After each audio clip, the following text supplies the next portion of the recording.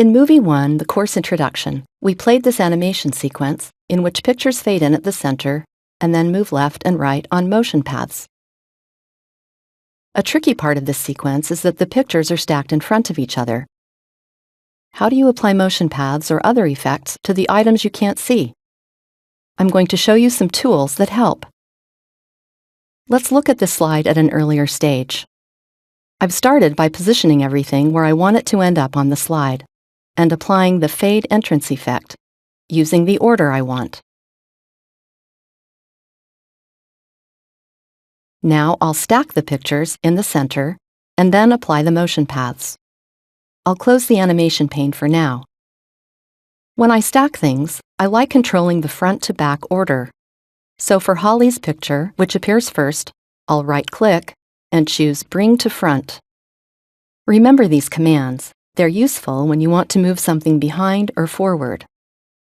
For Lola's picture, I'll choose Send Backward, so she'll stack behind Holly. And for Mark's picture, I'll choose Send to Back, which puts him at the back. There's a quick way to stack and center the pictures.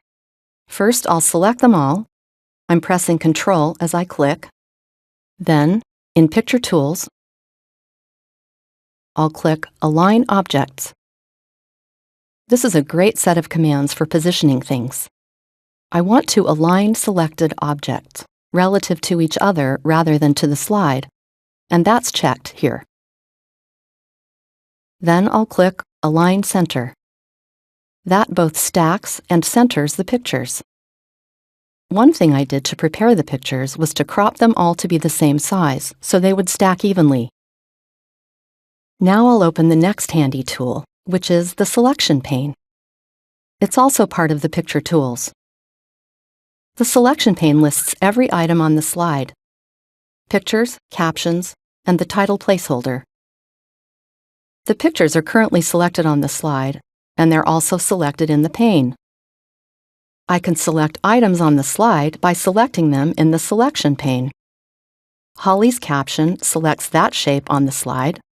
Lola's caption selects that shape. Title selects the title placeholder. Another thing I can do is name each item so it's descriptive. PowerPoint uses names like placeholder 5 or rectangle 3, but you can double-click and retype what you want. But the real benefit of the selection pane is that I can use these icons, shaped like an eye, to hide things on the slide. So for example, if I want to work just with Lola's picture, I can point to the eye next to Holly's picture and click it, and that hides Holly and shows Lola. To redisplay Holly, I click the icon again. This will help me add the motion paths. Holly's picture's in front, so I can easily add her path. I can select her picture by clicking in the pane. I click Animations, Add Animation, because Holly already has a fade effect, and Lines.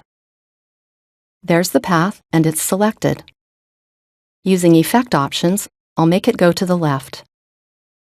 Now, to work with Lola's picture, I'm going to hide Holly. In the selection pane, I'll close the eye for Holly's picture. And now I can work with Lola's picture. I select the picture, click Add Animation, apply the path, and make it a right-pointing path. That takes care of the motion paths. And very important, I have to remember to redisplay Holly's picture in the selection pane.